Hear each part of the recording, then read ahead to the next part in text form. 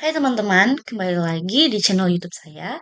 Dan di video kali ini saya akan menjelaskan isi dari bab 6, yaitu tentang keamanan dan privasi dalam sistem informasi kesehatan. Dan di sini saya akan membahas mengenai ancaman, mitigasi, dan metode kriptografi dalam keamanan data digital. Metode kriptografi adalah teknik atau sebuah cara untuk mengamankan data dan informasi dengan mengubahnya menjadi bentuk yang tidak dapat dibaca oleh orang lain kecuali oleh orang yang berhak.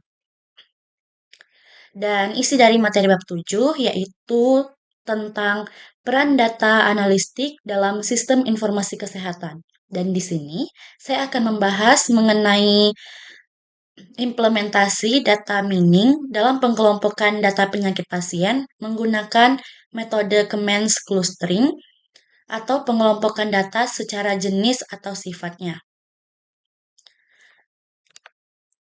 Dan di sini saya menggunakan dua buah jurnal.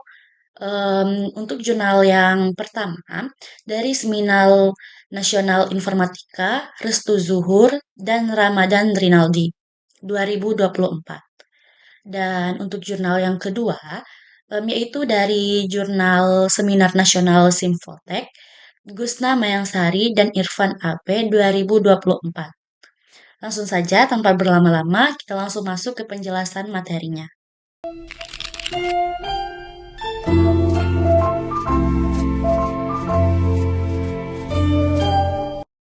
Nah, teman-teman, ini dia materi yang akan kita bahas, yaitu tentang implementasi data mining menggunakan metode Commons clustering untuk pengelompokan data penyakit pasien di Puskesmas X. Analisis ancamannya, mitigasi dan keamanan data digital. Adapun latar belakangnya yaitu Puskesmas X menghadapi tantangan dalam pengolahan data pasien yang masih dilakukan secara manual.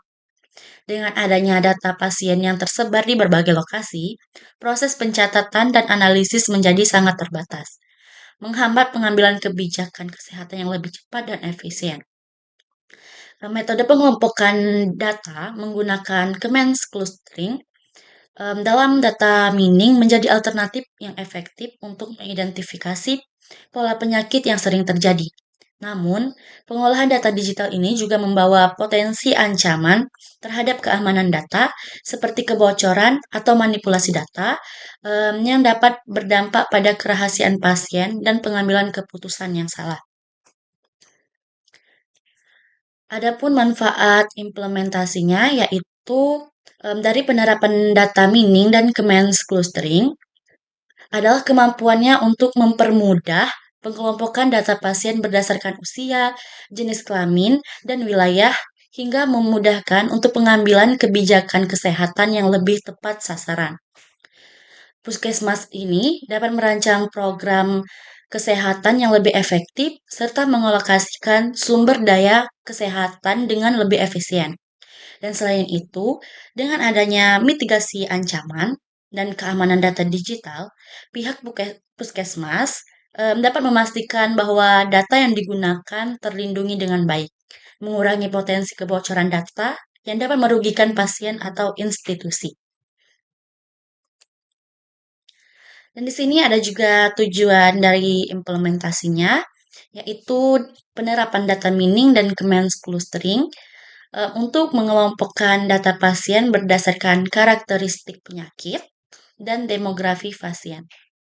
Dengan teknik ini, diharapkan dapat diidentifikasi penyakit dengan dominan dan distribusinya di wilayah puskesmas Mambi. Selain itu, tujuan lainnya adalah untuk mengoptimalkan kebijakan kesehatan, menganalisis distribusi penyakit dengan lebih cepat dan akurat, serta memastikan keamanan data yang diolah untuk menghindari ancaman kebocoran atau penyalahgunaan data sensitif.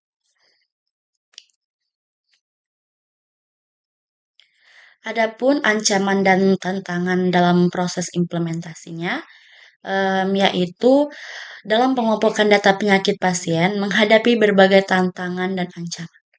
Tantangan utama meliputi pengolahan data yang masih bersifat manual atau masih menggunakan kertas yang tertulis, dan kesulitan dalam mengintegrasikan data yang tersebar, serta keterbatasan dalam memvisualisasikan hasil analisis secara efektif. Dan di sisi lain, ancaman yang muncul termasuk kebocoran data pribadi, serangan cyber, dan penyalahgunaan data oleh pihak yang tidak bertanggung jawab. Untuk itu, diperlukan sistem yang aman dengan pengolahan data yang hati-hati, serta penerapan keamanan cyber untuk menghindari potensi kerugian dan melindungi data pasien secara maksimal.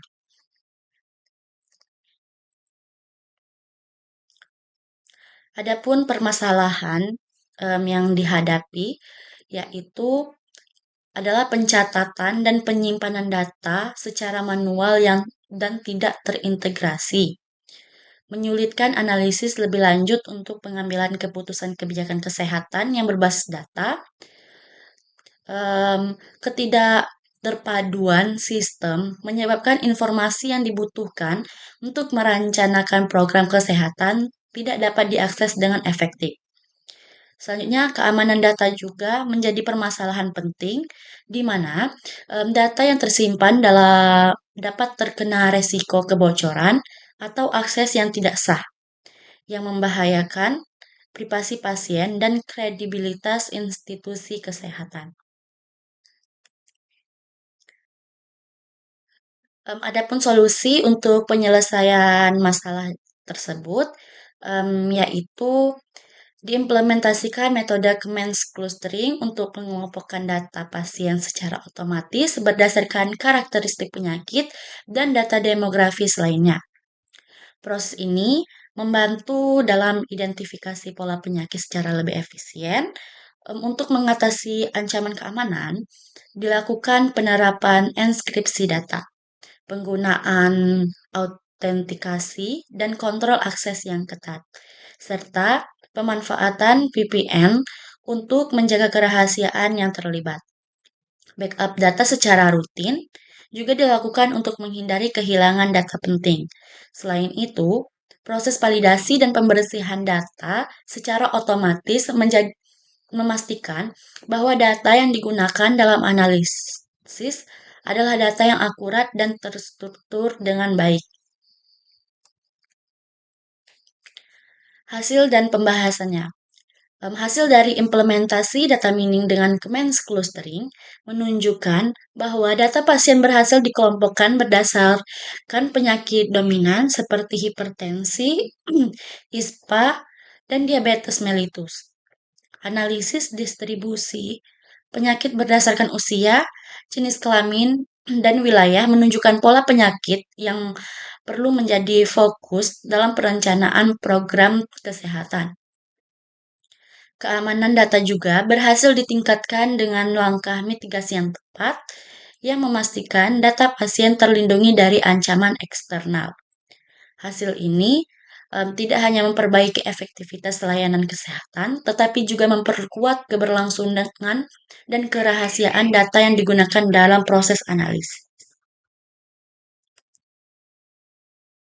Nah, teman-teman, jadi bisa kita simpulkan dari kedua jurnal saling melengkapi dalam implementasi Command Clustering untuk mengelompokkan data kesehatan.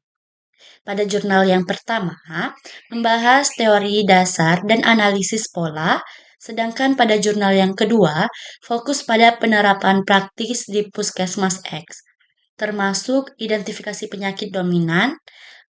Keduanya juga terhubung dalam aspek keamanan data, di mana jurnal yang pertama mengulas ancaman dan jurnal yang kedua menawarkan solusi seperti enskripsi dan autentifikasi data. Kombinasi ini menunjukkan sinergi antara teori dan praktik dalam mendukung pelayanan kesehatan yang berbasis data. Jadi itulah pembahasan dari materi bab 6 dan bab 7. Semoga bisa bermanfaat bagi kita semua. Terima kasih, sampai jumpa di video berikutnya.